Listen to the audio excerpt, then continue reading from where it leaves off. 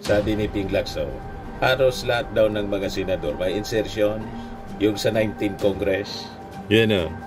Senado, hindi bababa sa 100 billion ang insertions. Ang ibig sabihin lang mga kababayan, itong mga anomalya, korupsyon, nakawan, hindi po kinukonsente ng ating Pangulong Bongbong Marcos kasi siya mismo yung nagpa-imbestiga. Anyway, ibigay ko sa inyo itong revelasyon ni Ping Lacson. Magsasaka, higit 39 billion ang ilalaan para palakasin ang sektor ng agrikultura at 38.9 million naman direktang tulong para sa ating mga magsasaka. O ito, idagdag ko na lang itong balita. Sabi ni Trillanes sa DOJ, huwag gawing state witness mga kasabwat ng Duterte admin. Inimok ni Trillanes ang DOJ na huwag tanggapin bilang state witness. Nagpapagang mga balita at pagtalakay sa mga isyu na lipungan. Bulsa!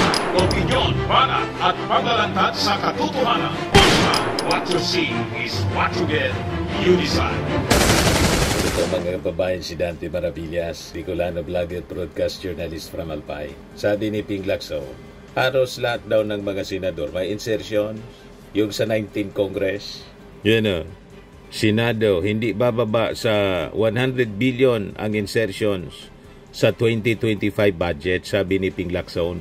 Sa kabagaan niya, Mr. Maravillas. Di ano niya, Mr. Maravillas, ang dapat abolish Senate na. Talagang massive ang corruption po. Pero lagi nating tatandaan po mga kababayan. Itong corruption na to, lalo na sa flood control, na galing po sa mga insertions. Both sa Congress tapos sa Senado.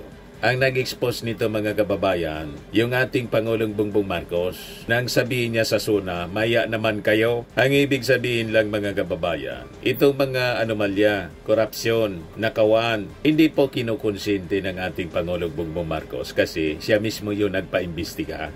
Anyway, ibigay ko sa inyo itong revelasyon ni Ping Lacson. Kaya nga po si Ping Lacson, doon sa SONA, na maya naman kayo, talagang pumalakpak po. Siya daw yung may pinakang malakas na palakpak sa SONA, sabi ni Ping Lacson. Kasi naniniwala siya sa ipinaglalaban ng ating Pangulong Bongbong Marcos. Nalinisin ang ating bureaucracy. Sabi nga ng ating Pangulo, paano tayo niyan napunta sa ganito? O diba? Systemic at dikadikada. Mga kababayan, itong nangyayari. Nakasanayan na nila yung pagnanakaw. Naging normal na lang. Ang tawag nga po, SOP. Standard Operating Procedure. Ang ibig sabihin ng Standard Operating Procedure, yung kickback. Naging Standard Operating Procedure na po yung pagnanakaw, yung kickback. Yan o. Nagulat nga ako pagka lalaki ng insertions. Yan o, sabi niya, ibinunyag ni Senator Ping Lacson na hindi bababa sa 100 billion ang insertions o isiningit na items ng halos lahat ng senador. Halos lahat ng senador ng 19 Congress sa 2025 national budget. Hindi siya parte ng 19 Congress kasi nagbakasyon siya, no? Di ba kumandidato siya 2022 pagka presidente, natalo ang ating Pangulo. O ngayon 2025 tumakbong senador under alyansa. Nakabalik siya sa Senado.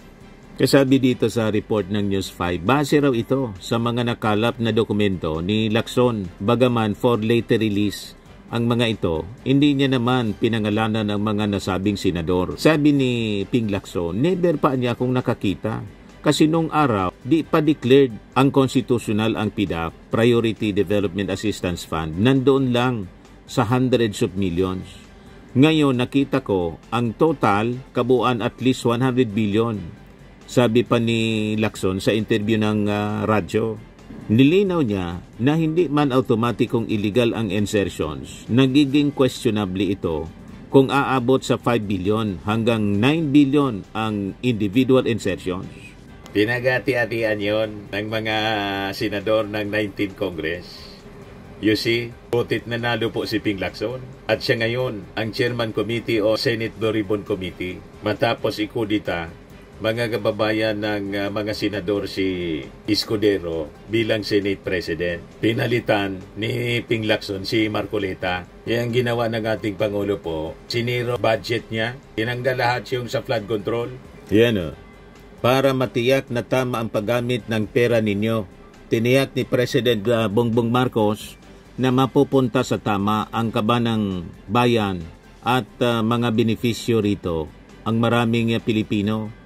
Sinabi na ito nang bumisita sa San Fernando, La Union noong Friday.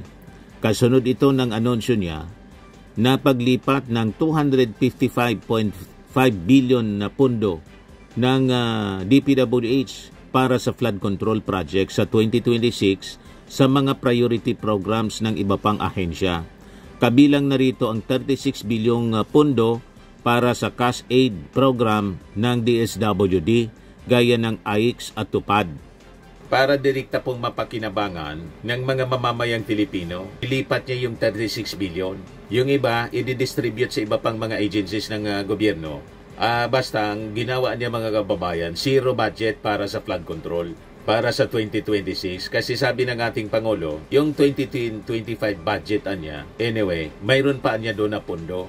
Pero babantayan na to na hindi maibubulsa ng mga contractors at ng mga politiko na sponsor nitong mga contractors at mga taga-DPWH. Yan yung sabi ng ating Pangulong Bongbong. Yan yung ating Pangulo. Hindi pera ng gobyerno ito, pera ng taong bayan ito. Kaya tinitiyak natin tama ang gawa. Dalang-dala na yung ating Pangulong Bongbong Marcos. Yan yung ating Pangulo. Bilang pagtutukan niya sa kalusugan ng ating Pangulo, 60 bilyong pesos ang ilalaan para sa PhilHealth. At 29.28 bilyon naman ilalaan para sa DOH. Para sa Zero Balance Program, wala nang babayaran po yung mga pasyente sa mga pampublikong ospital. Ito naman po para sa mga magsasaka, higit 39 bilyon ang ilalaan para palakasin ang sektor ng agrikultura at 38.9 milyon naman direktang tulong para sa ating mga magsasaka. Sa Gonzaga, Cagayan po ito. Di ba, mga kababayan? Kaya mahal na mahal yung ating Pangulo ng mga mamamayang Filipino. Sub-sub siya sa trabaho. Yan yung reallocation niya, mga kababayan. 255.5 billion reallocation na pondo. 255.5 billion mula sa DPWH flood control projects. Anong mga sektor at programa nga ba ito ilalaan? Ito yung distribution ng pondo. Ilinipat ng ating Pangulo 89.2 billion sa DOH and PhilHealth, 43.3 billion sa DA and NIA para sa Stronger Agricultural Sector Irrigation Farm Projects. Yung DOH PhilHealth, cheaper hospital bills, better hospital cancer care. 35.9 billion sa DSWD, Assistance Disaster Centers, Child Protection. 26 billion para sa DepEd, Classrooms Feeding Program, Aral. 9.2 billion para sa DOLE, Jobs Livelihood Training. 17 billion other sa Defense, Environment, Judiciary, Finance, etc. 10 billion para sa CHED, Scholarship, UP, NOAA, Disaster Research. 7.4 billion para sa COMELEC, Barangay and SK Election, 3 billion para sa DOTR, MRT Rehab, Bike Lanes, Patrol Vessel, tapos 2.2 billion para sa DICT, Free Wi-Fi, Broadband, Cyber Security. So yan yung distribution ng 255.5 billion reallocation po ng pondo mula sa flood control para hindi na manakaw ng mga taga-DPWH saka ng mga kontraktor. At siyempre, mas malaki yung kita ng mga politiko na sabi ni Ping Lacson, 100 billion yung insertions ng halos lahat ng senador sa 19th Congress. Ganon katindi. At naging po ito, palabigasan ng mga magnanakaw sa gobyerno.